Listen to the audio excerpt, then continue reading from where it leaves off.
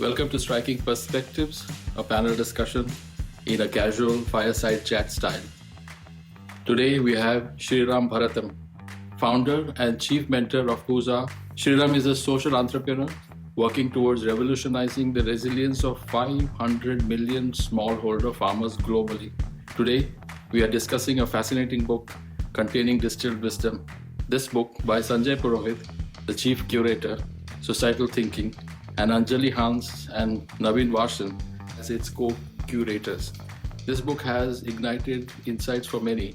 This is an invitation to you to embrace new ideas that you can grab it, take it, and use it.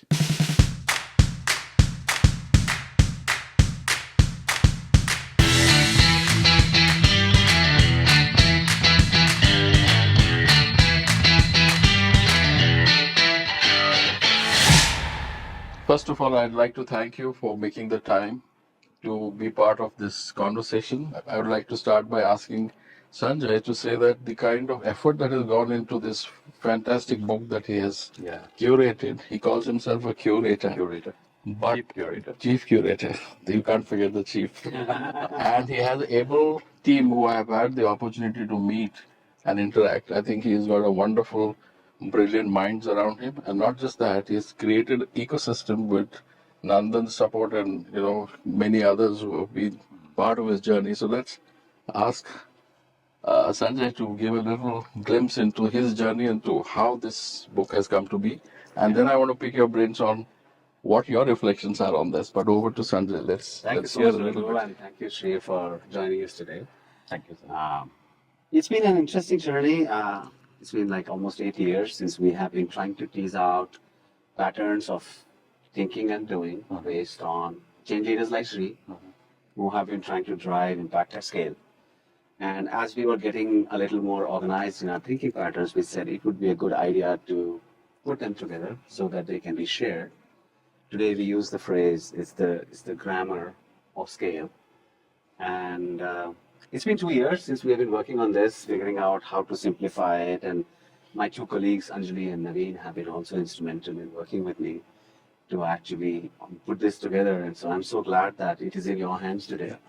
And hoping that it serves the purpose it was designed for, to be a friend whenever you want to sit and think about scale. And what is striking is that the whole design has been that it can be put in your pocket, it can be kept in a space. Yeah. And then the team has not just thought about the first part, scale, but there is a series of 3 books which are, one after another. So I think it's well thought through and brought together in a sense. And what was striking is the kind of luminaries who have been engaging with this book in the making of it. Can you mention a few names and a few Putting people? this together, we have been reviewing this with many different change leaders. By the way, Sriram himself was one of the leaders. He reviewed the book before it was finalized and gave his feedback on what he thinks works and what he thinks should change.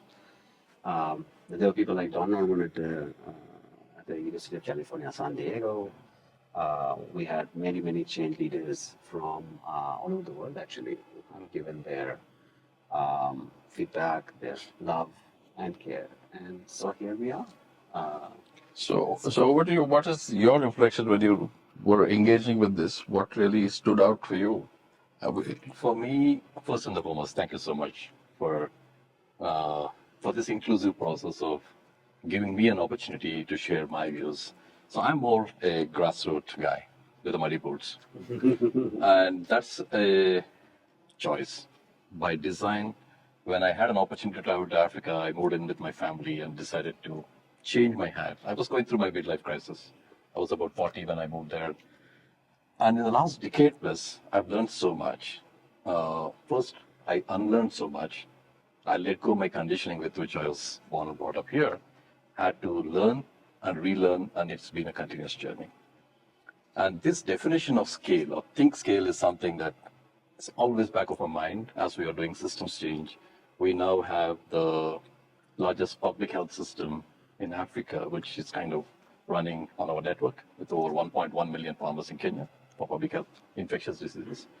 And there are multiple stages of learning. And one thing that really stood out for me in this book, the first thing that kind of said is, and I can relate to this, in the beginner's mind, there are many possibilities. That really stood out for me because that's me and my team. Yes. Without understanding development sector, without a clue as to what it is, we just got into it with a childlike curiosity.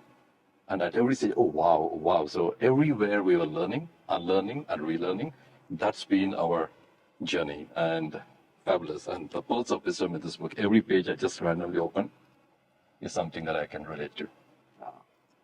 I would like to little amplification of people who really don't know anything about the book and are watching this video and making a sense of this. What would like to emphasize? Because who should really benefit from this? Who should really read? I think, by the way, I have the opportunity, I as in my team and myself, Right. we have an opportunity to work with policymakers, people in the development sector, people in the private sector.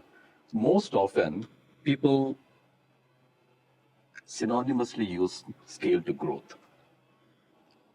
Okay, if I'm engaging 1,000 farmers, if I'm doing 10,000 farmers, 100,000 farmers, that's scale. Honestly, I wasn't able to articulate so well as it's done in this book, but I always felt that's not the right definition. And for everybody, I think I like the way Sanjay puts it, the grammar, the language is important. And it's not just about doing the same pilot and then, okay, I got a pilot right. And by the way, I mean, I'm speaking from experience in Africa. Africa, the biggest disease right now is the virus is pilotocytis. There are pilots, and pilots. And I'm yet to see a pilot that has scaled. Fundamentally, because it's not about what you've done in pilot that will scale, but you've got to start with the scale mindset right in the beginning to be able to now kind of create the leverage. And so going back to your question, I think everybody is an audience. Most importantly, those who are in the decision-making process and the leaders of change to understand what is the true definition of scale. And synonymously, they're related to growth, and I don't think that's the first thing that stood out. And I feel that's... I think your muddy boots experience has brought out so eloquently the fact that don't confuse growth with scale. Yeah. And it reverberates with so much that any reflections on what is pearls No, of I wisdom think, from him? Sri's wisdom is already very clear enough, and I think when we were putting together this, interestingly, the first chapter of the book is scale is not a synonym. Yeah. It is not a synonym, absolutely. And when we were working through this, and one of the things that we reflected on and offer it for reflection is that growth thinking is usually relative to the past results. Scale is related to the total size of the problem that we are dealing with. Yeah. Because our problems of our societies are very large, very complex.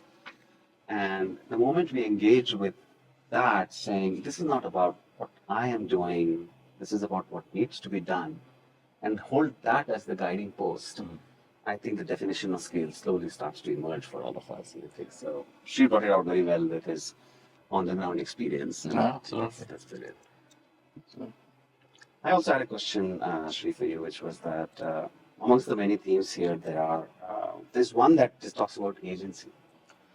And you have been deeply embedded in building agency of agripreneurs, and the work you do in Kenya and all the other African countries, and now even Southeast Asia. Yeah. So we wrote a chapter saying agency fuels scale and vice versa, which is scale fuels agency.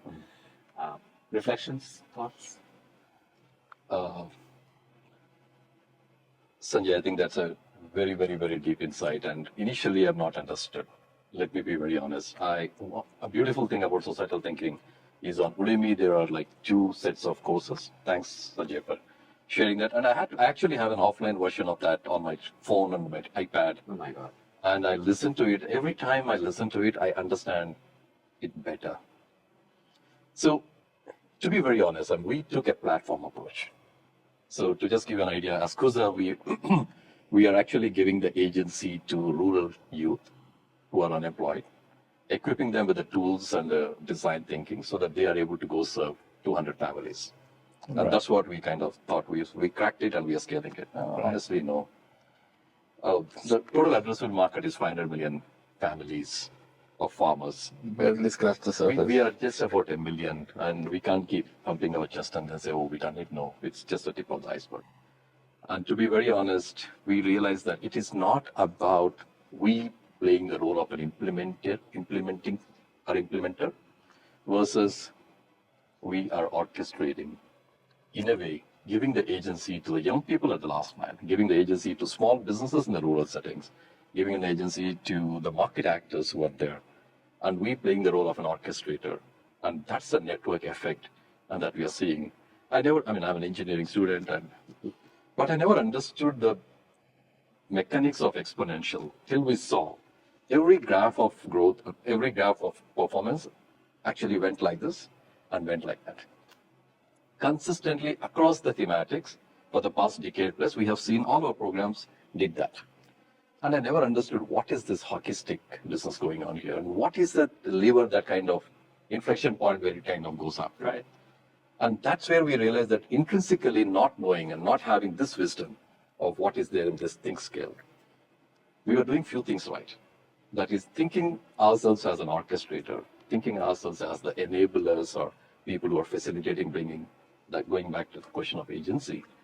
And this is where the technology is playing a critical, crucial role. And thanks to Sanjay, now we are working with this interesting team from the group of Beacon. And by kind of beckonifying the entire interactions, and I mean, it's exponential. We're not chasing the end result. End result is a byproduct, but it is a journey that's kind of guiding us through. You get lost in the engagement phase, or you think that you're engaging well, and then enabling, or whatever our old mantra of engage, enable, and empower. The empower part of when the agency really kicks in, when you don't have much to do, but they really take it to the next level. Absolutely. And I think the humility to recognize that that the agency or the last mile of empowerment is really happening, then you are on the back end. And that's the, I think you brought it up so beautifully, because we said that agency fuel scale. Yes. You start seeing that, Absolutely. and then scale fuels agency. Fuel agency, the other way around. Then you can do anything. And so it's, All you got to understand is you don't have to do much. I know, but initially, till the time you got to get it But off. they never lose focus on intent. Correct. never lose focus. Never lose focus. And that connects with the deep-rooted, Yes. value set or whatever. That can't really be eroded, of course. Any thoughts for the readers? What would you, if you're speaking to a reader, what would you say? I would actually say go with an open mind. Okay. This is an open book. Open any page here, reflect on one thought, and your mind opens up like a parachute. And it's for your imagination how you would apply some of these principles. And thank you very much to you, Rohini and Nandan, for this gift to some of the social change makers like us. Thank you so much. Thank you very Thank you much. so Thank much. you so Thank much. you, Raghu. Thanks a lot. Thank you. Wonderful. Thank you so much.